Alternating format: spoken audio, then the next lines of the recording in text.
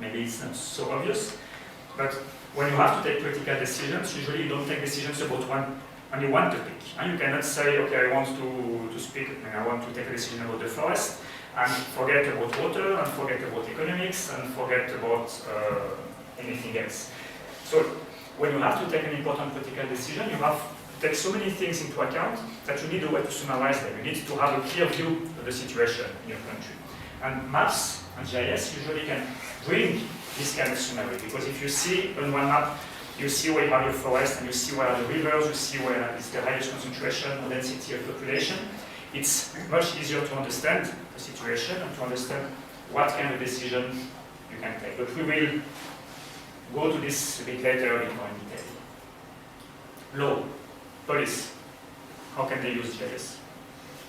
For example, crime rates in states. Yes, what else?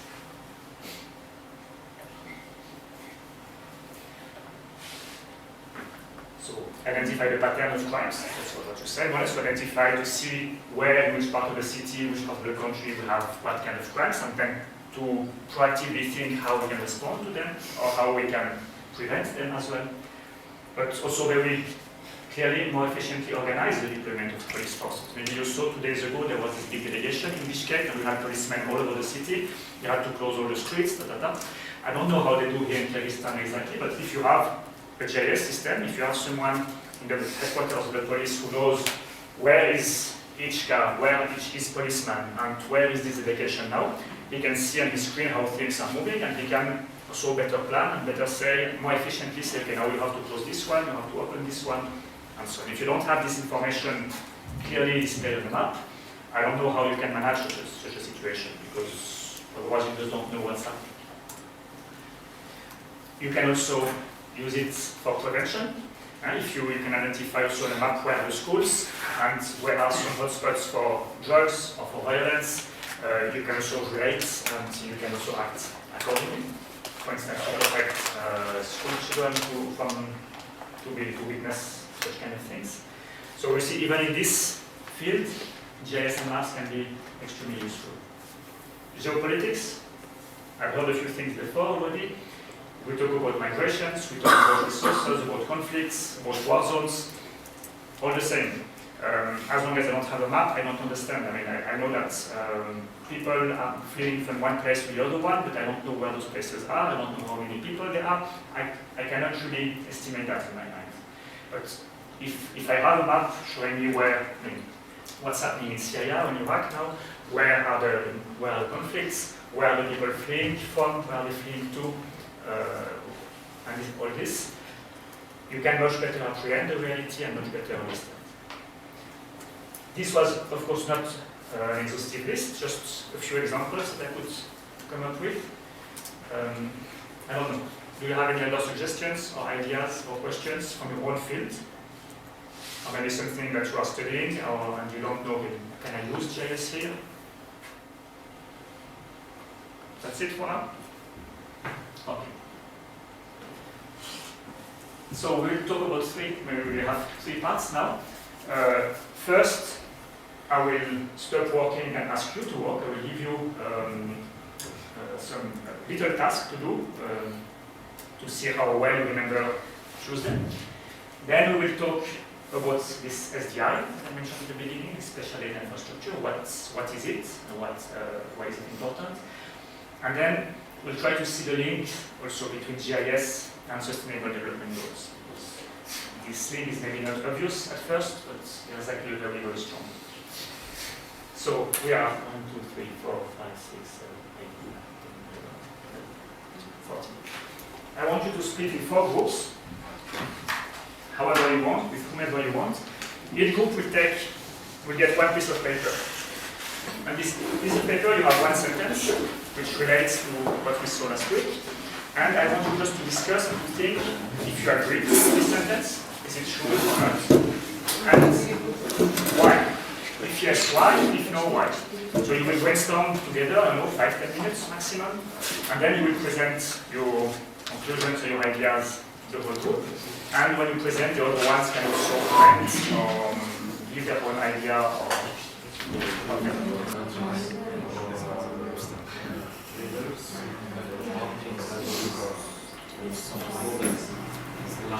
So is Google Map be a part of GIS? So the question was, and the sentence was, Google Map is a GIS? Yes, system. In working with raster data, I will always use data with the best available resolution. Sure. Can you first remind me what raster data is? Or remind everybody what is raster data? It's images that show you, for example, the plane,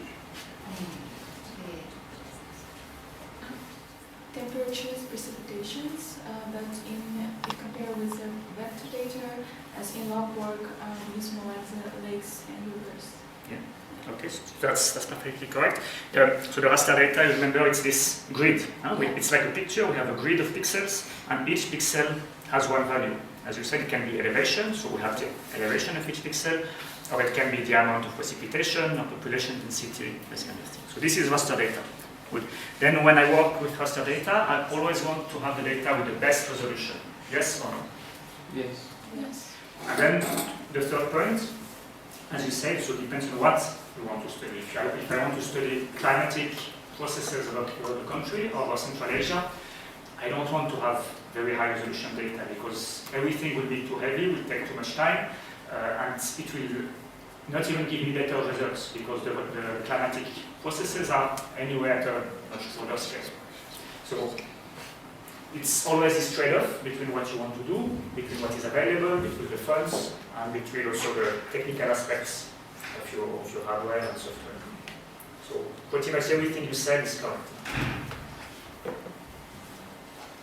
Last one? Our question was, computers and modern technologies are mandatory to do GIS? And no, because as you said, the first form of GIS was a guy with a hand-drawn map and data collected from the street. The one from Game of Thrones. Yeah. Okay, so what do you all say? Do you agree we don't need computers for GIS? For now? We need, but it's not only for the GIS. It's not like mandatory, it's helpful, it saves some time, it's kind of easy, the process, but as was already said, the first GIS was created without any computers and any kind of new technologies, therefore. Perfect. And you see that answers also the question that you had before when you asked if is GIS a software? No, GIS is not a software because a software can help you to do GIS. But you can also, theoretically, you can do GIS on your sheet of paper. If you don't have a computer, you will draw your map and you will measure things. Of course, it will take lots of time, it will not be precise, but theoretically it's possible. But now in 2017, when you have access to computers, you have access to internet, we can do much more using new technologies. We can download data from the internet, we can use the computing powers of our computer to calculate things, to display things. So we don't need computers to do GIS, but we do want to use computers to do GIS. Okay. So now we will finally reach the topic of today. This SDI, Special Data Infrastructure, or NSDI, National Special Data Infrastructure. As I mentioned at the beginning, the thing here is that when you want to have access to data, to information, it can be either very easy or very complex depending on the country you live in and depending on the structures you have in this country. I will give you, to start with, two definitions of SDI, because if you look in the literature, you have lots of different definitions. They will probably not be very clear at first, but just keep them in mind, and I hope they will be clearer by the end. So, SDI is the technology, the policies, the standards, and the human resources that are necessary to acquire, process, store, distribute, and improve the utilization of geospatial data. This is one definition. Another one is SDI is the relevant-based collection of technologies, policies, and institutional arrangements that facilitate the availability of and access to spatial data. The SDI provides the basis for spatial data discovery, evaluation, and application for users and providers within all levels of government, the commercial sector, the non-profit sector, academia, and by citizens in general. You don't need to write it. I mean, I think you will have access to the PowerPoint presentation anyway. It's complex. We will now see one concrete example where I hope that I can show you more or less what it means concretely. And for this, we go back to the example of the guy who wants to build a factory somewhere in Kyrgyzstan. So he wants to invest, he has some money, and he has an idea of a business, and he wants to do something. The first question, or one of the first questions he will ask himself is, where? Should I go to Geographic? Should I go to Narin? Should I go to Shri? Where should I build this factory? And he has lots of criteria in his head that will help him to decide where he wants to go. But there is a second perspective also. There is, of course, the perspective of the local community or the local government or the owner of the piece of land, because they have maybe conflicting needs. He wants other types of considerations that we will look at now. So if it were you, if now you want to decide where you will invest in Kyrgyzstan to build this factory, what are the main questions that you need to answer? I saw in the price. And you have a list of plots that you can buy. Which one is the cheapest one? But what else is important to decide on the location? Security. Infrastructure. And you want to make sure that you have a road to access it. If it's lost in the middle of somewhere, it will cost you lots of money to build your infrastructure or to overcome the lack of it. What else? Consumers. What else? Risk. Security, risk. What else? Profitability. Stability? Profitability. Profitability, yes. What else? The transportation. Transportation, no, so related to infrastructure. What else? Availability of inputs, I guess. Availability of inputs. So depending on what your factory is producing, you need to have access not to soil, to stones, to water. The permission from The permission. Maybe here I'm allowed to build, but here I'm not allowed. What else? Business to environment. The general business environment. People.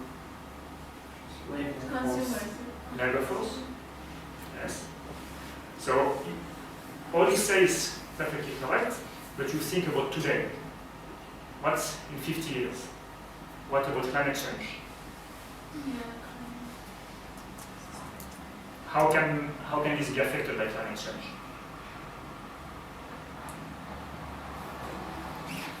Maybe different climatic conditions, more floods or less water, more landslides, desertification. If I want to invest, I don't invest for the next 2 years, maybe I want to invest in the long term. So I definitely don't want to build in a place which is safe, but which we know already might be unsafe in 50 years because we see how things are evolving. Price of the land, infrastructure, access to road, access to water. What is upstream? I don't want, if I rely on water for my industry, I don't want to build my factory if there is another polluting factory that is 5 meters or 500 meters upstream, because maybe they will pollute my water and then I cannot use it anymore. I have to clean it and it becomes more expensive. So what are my neighbors? What is my environment? Landslide, avalanche, floods, we know quite well, I mean in Central Asia as well, where is dangerous, where is not dangerous. I know that those places here, every year there are landslides, so I don't want to build my factory on top and the bottom of this slope. Access to markets, access to workforce, you said as well. Long-term changes, long-term conditions, climate change, not only now, but what will happen or what might happen in 10, 20, 50 years. Now what is the other perspective from the people from whom I will buy the land? The owner, or the local government, or the local community. Before they agree to sell me this piece of land, before they agree to let me build my factory, what do they want to know? Or what is their interest in? Or I will need to share I will bring some changes in the ecosystems. Maybe good ones, maybe bad ones, but we want to know what it is. impact on socioeconomic patterns. We know that the people in the villages in Kyrgyzstan have to go to the pastures with their animals. If now I close the place for my factory, they cannot go to the pasture. What does it mean? Do they have alternative pastures for their animals? Yes, no. Those are all questions that you would need to answer if you want to make an informed decision. If you cannot answer those questions, it will be just a rule of thumb. Okay, I will try to build something here, and the community will say, okay, you can build here, but we don't really. To answer those questions, we can face three types of situations.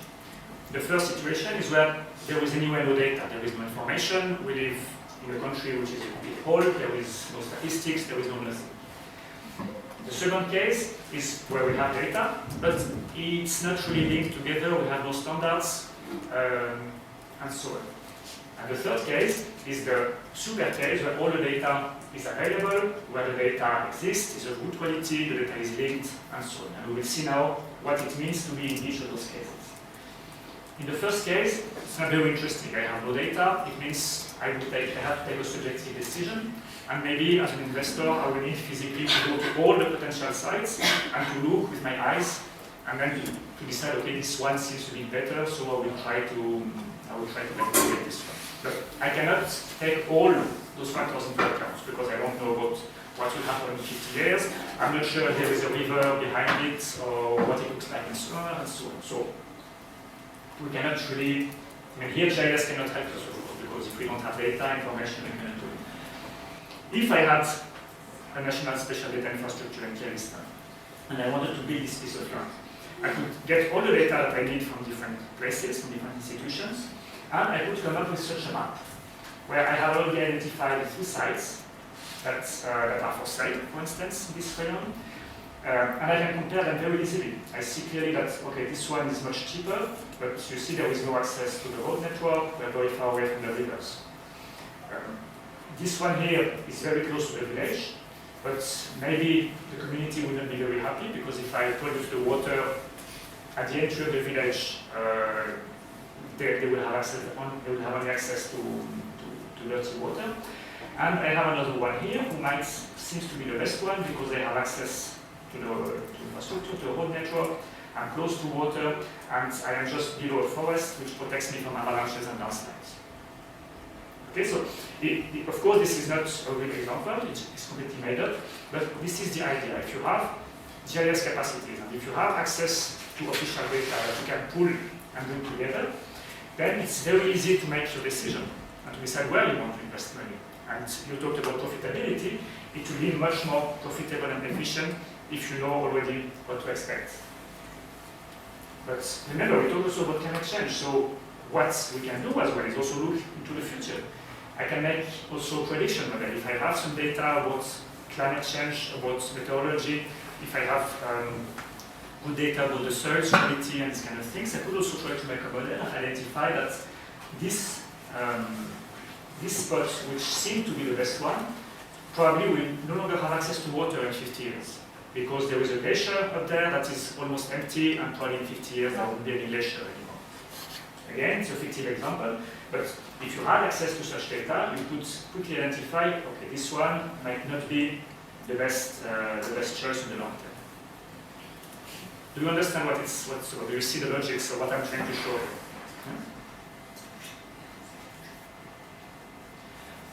So if I go back to this definition, SDI, it's this whole package. The technology, it's the people, it's the standards, it's the access to information, because sometimes there is data available, but you don't even know that you have access to it. So this whole package of policies and so on, that allow you to actually work efficiently with GIS. Now we're running a bit out of time, so we'll quickly go through these last examples about the SDGs. So again, you have heard about the Sustainable Development Goals, those 17 goals that most countries have agreed on.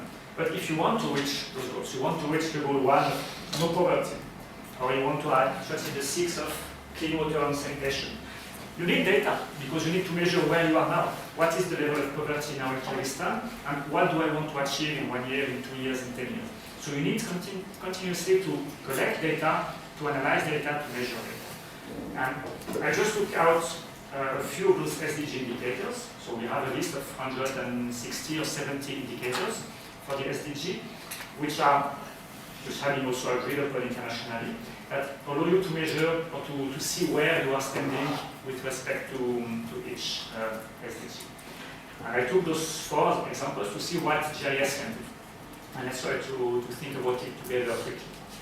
First one, proportion of population living below the national poverty line by sex and age. This is one of the indicators, one of the things I want to measure to know where I am with respect to this SDG number 1. Where can GIS help us here? Because if you have data only at the national level, and I tell you that in Kyrgyzstan, we have 2% of the people who are below the national poverty line.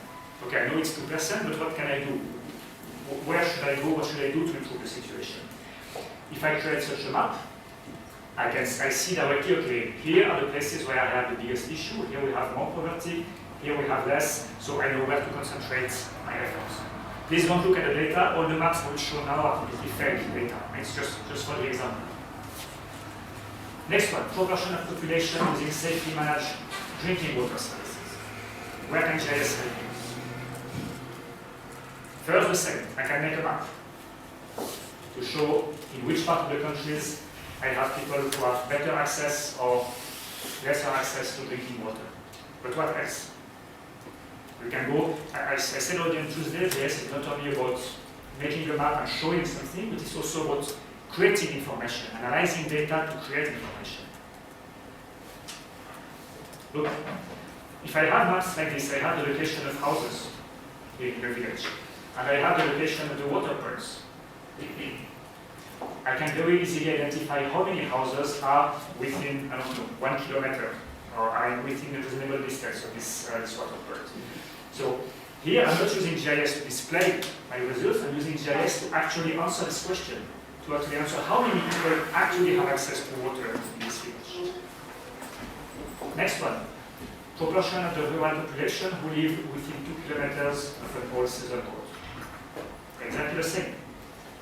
I have my roads, my road network, I have houses or villages or what you have. I calculate 2 kilometers buffer from those roads, and I can directly count, identify which villages, which houses are within 2 kilometers of the road and which one aren't. So if I need now to ask for investment, I want to go to the World Bank or something and say, we need massive investment.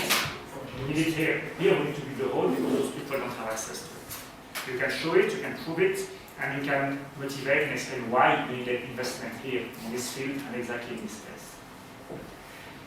Forest area as a proportion of total land area. Here I have a map of Kyrgyzstan with all the forests. Again, fake data, don't pay attention to it. I want to identify in which oblast or in which rayon we have more forest, less forest, which one are making more efforts to increase the forest coverage and so on. But here I don't know, I have only the forests, but I don't know which forest belongs to which rayon, to which oblast. Using GIS, I can very easily cut my forest on each rayon, on each oblast, and then calculate for each rayon how many square kilometers, how many hectares I have on this forest. So here is an example of taking 2 different layers of reality. We take the administrative layers, we take the forest cover, and we put them together to calculate something else, which is the proportion of forest area within each rayon of each forest. For this, we have the time. So that's it. Thank you. Do you have any questions?